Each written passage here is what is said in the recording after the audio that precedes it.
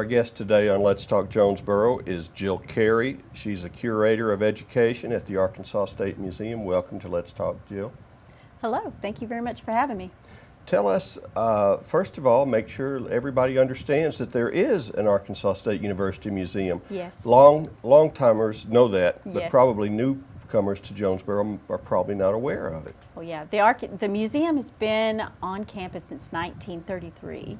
Oh, and my. where it is right now, which is right where the library is, the big clock tower. It's been at this location since the 80s. Okay. And it has grown and evolved over the years. And so folks who saw us 10 years ago might want to come see us again because they could find some surprises. Yeah. Well, what is the purpose? Now you have a lot of different parts, but is it like a presidential library, a history of Arkansas State, or is it something else? We'd like to tell the story of Arkansas. And so mainly we start with the natural history of Arkansas, and then we work our way all the way to the 1950s. We go from very prehistoric to the 1950s. Wow. So, and it won't be long until we will have a rockabilly exhibit. A rockabilly exhibit? Rockabilly. It's supposed to be coming soon, and so have me back and I'll talk about rockabilly one of these days. That sounds wonderful. Yeah. That sounds wonderful. Well, tell me how long you've been with the museum. I've been with the museum 11 years. Okay. Started as a part-timer in the education department, and sort of worked my way up to where I am now. I'm the Curator of Education, which pretty much means I write the lesson plans and create all the things that we do educationally. And I create all the events and, you know, all of that. So I wear a lot of hats.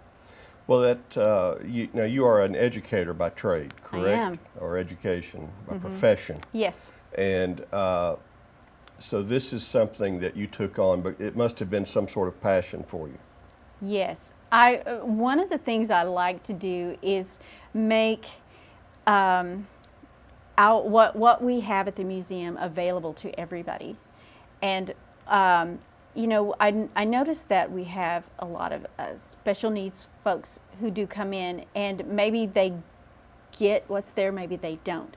But sometimes they need a little help. They need hands-on things. So one of the passions that I've had is to create something hands-on, some kind of hands-on learning in each of the galleries. And so that there's something to do, not just for kids, but for anybody who wants to just fiddle with something that has to do with what is behind the glass. I like that.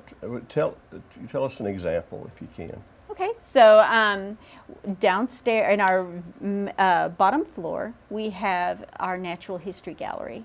And we also talk about earthquakes and the 1811-1812 earthquake.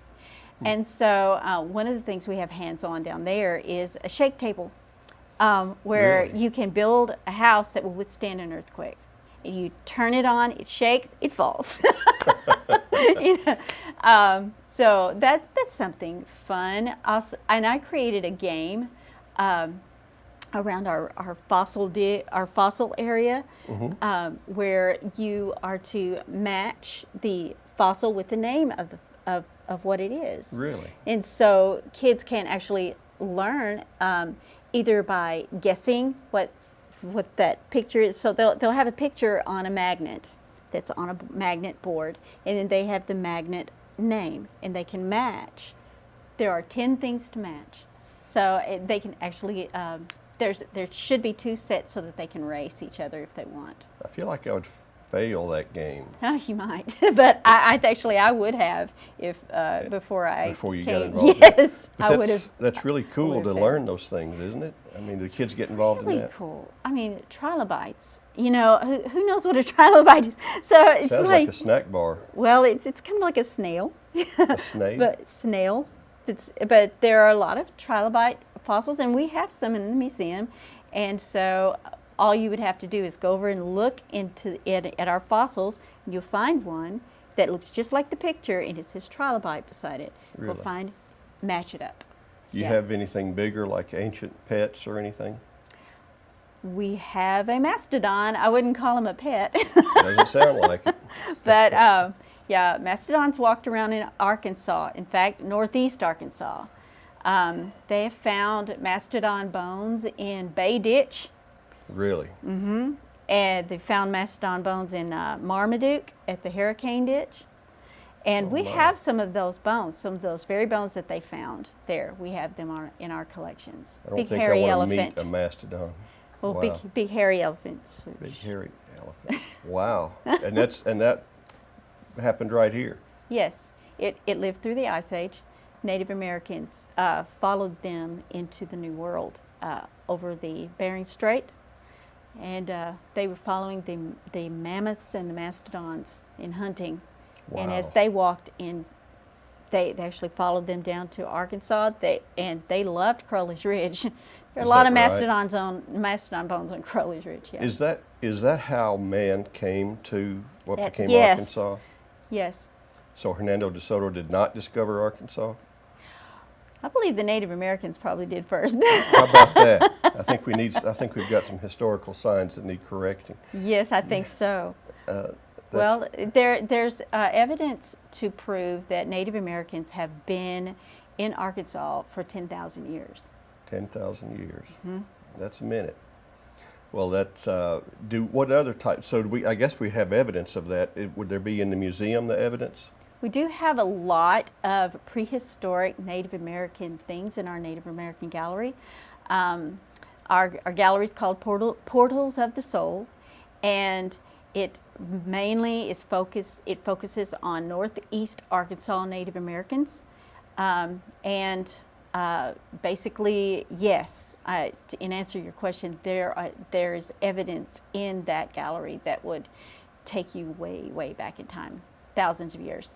You know, before you became the curator, before you went to work at the museum, did you have a passion? Did you know you had a passion for this type of thing? I knew I wanted to do something with education. I love kids. Right. I love to share new information. I like to see their eyes open and see the lights come on. Right. I really love that. And when I actually left teaching, I taught for a while in the special education field. After I left teaching and decided to go back to work, I wanted to do something different. And just happened on the job at Arkansas State University Museum, and here I am 11 years later. Well, now you guys have some special events, and Yes. you've got one coming up called the TinkerFaire. TinkerFaire. What's that about? TinkerFaire is a wonderful, it's our largest event. Last year we had 1,220 people come. Oh my. And we're hoping for more than that this year. We have a lot of presenters. People come and present tinkering activities. Now, what I mean by that is the presenters are not doing the activities in front of you, really. They are letting you do something with your own hands. For example, if you'd like to paint, you may be interested to paint like they did hundreds of years ago, by using berries and spices and creating your own paints. Really? And in little cups, and mixing up blueberries for blue and that sort of thing, and taking a brush and making a painting My out of it. goodness. So these things will happen. If you like robots, we will have some robots to program. Not only will someone be there to show you how, they won't be there to do it. You can do it. You will be able to program the robot to go anywhere you want the robot to go. Oh my. And you stand there and program it, and it will do what you say. My goodness. So tinkering, you get to tinker. The difference between, a lot of people have been to maker fairs, and maker fairs are wonderful. I've been to them and had a wonderful time. But I noticed that at the Maker Faire, I wasn't able to actually get in there and do. I was standing watching people. Watching someone else Make lace, do Right. a lot of things. And that's impressive enough. It's very impressive, and I would go to another Maker Faire today if I could. Yes. TinkerFaire is different in that the public actually gets to do something. You know, that can go really bad with someone like me. But you guys really control it, and people come away learning. Everything's supervised. Yeah. Everything is, yeah, so you'll be supervised. Okay. I appreciate that. Yes, at least 2 people we like at each thing. So, it's, I don't know. It's hard to explain all of the fun that will be had that day. I could go into detail about every presentation. There's going to be over 20 things that's going to be going on all over our museum. Even outside, you can go outside and do on our grass. Really? We have a pond outside.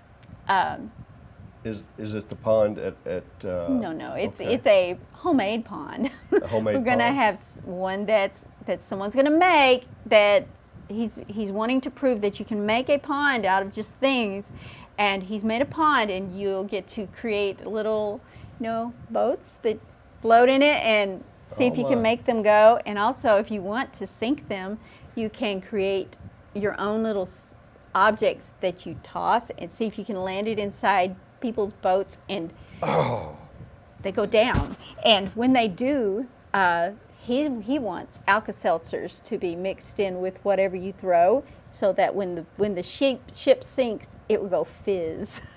I love that. I love that. Brandon, Yes. I'm sinking your boat. That's good. Now that's coming from A-State faculty. We are. It's funny, not funny. It's wonderful. A-State faculty, staff, and students are pretty much running this thing. Is They that have right? come out in droves. Now I do have other community members that are helping. There's a science teacher that's going to help. We have librarians help, that sort of thing. But many of our presenters are actually A-State, on the A-State payroll, and they're here to recruit. And so it'd be wonderful if people would bring out their teenagers, Yes. just to meet and talk and have fun with Right. these people who will one day be teaching them in class. That's very cool. Yeah. That's very cool. Well, tell us, what's the date of that? June 8th June 8th, from 10 to 2.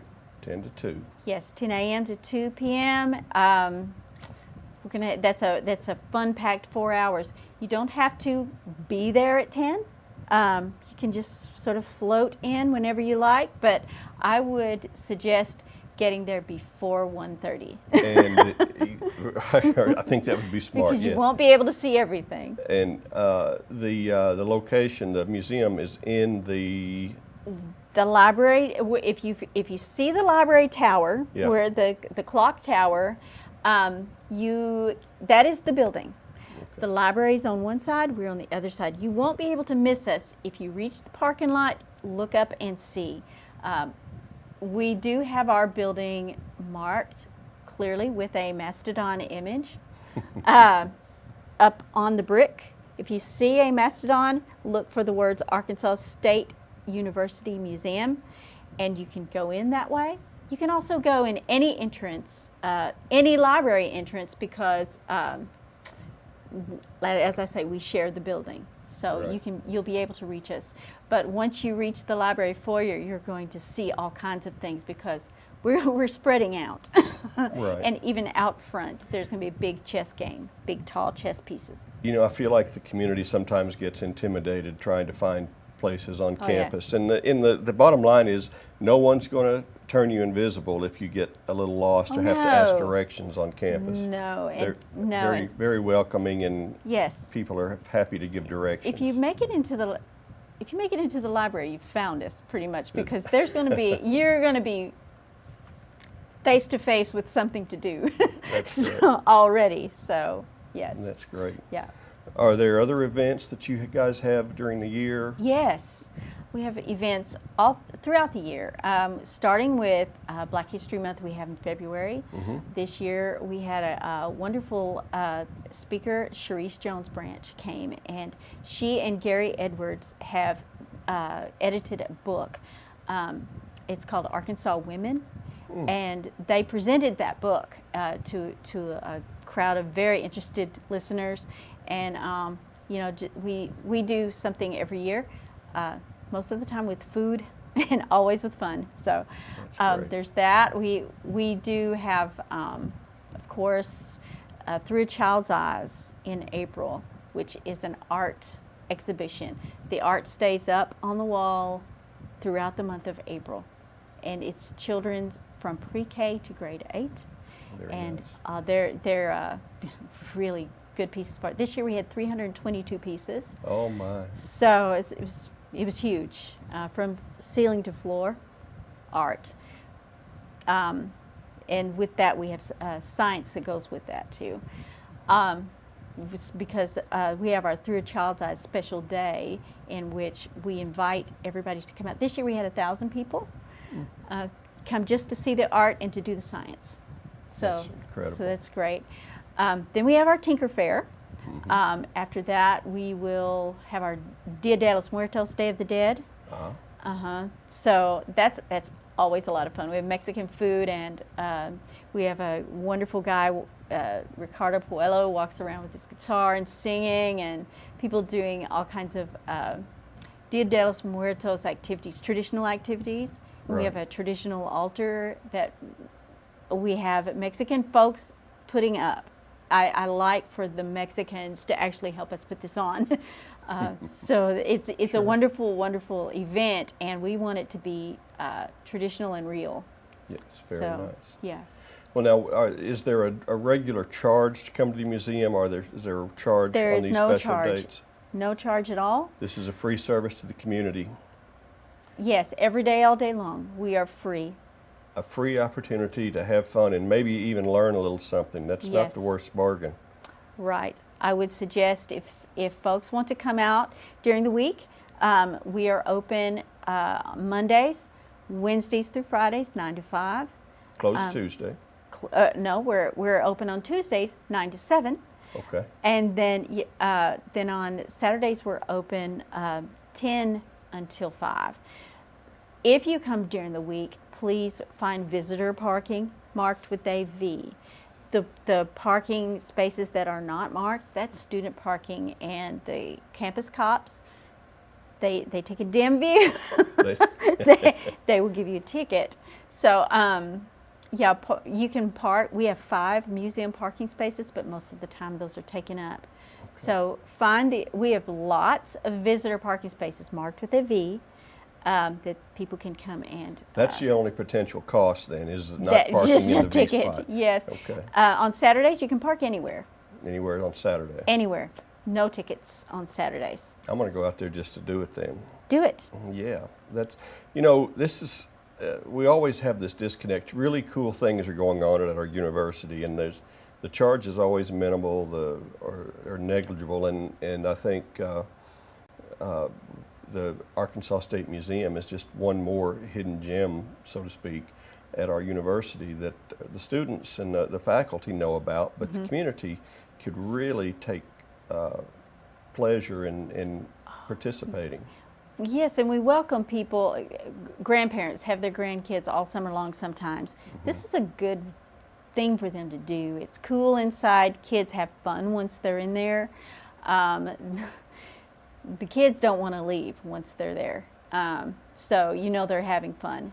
So That's right, and it's one more cool thing to do in Jonesboro. So don't say there's not anything to do in Jonesboro. Right. We have a lot of really cool things, and I thank you for coming on Let's Talk to talk about the Arkansas State Museum. thank you for having us. She's Jill Kary. She's the Curator of Education at Arkansas State University Museum. Jill, thank you for joining us. Well, thank you very much. Appreciate it.